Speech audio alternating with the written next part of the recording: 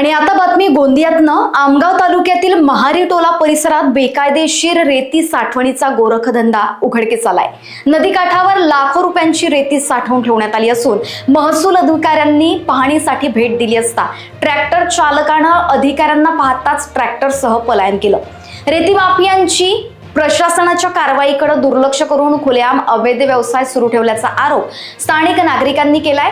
घटनेनंतर अद्याप प्रशासनाकडून कोणतीही ठोस कारवाई न झाल्यानं नागरिकांमध्ये तीव्र नाराजी व्यक्त केली जाते।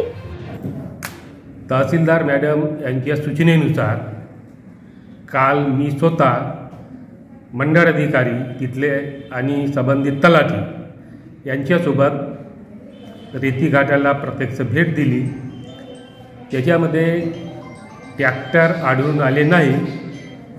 3 ते 4 ठिकाणी सुमारे 150 ब्रास माल आढळून आला।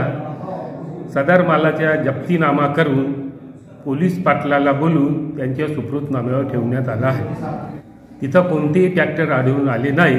2 ट्रॅक्टर होते, ते खाली होते, ते धानाचे होते किंवा रेतीचे होते हे सांगता येणार नाही।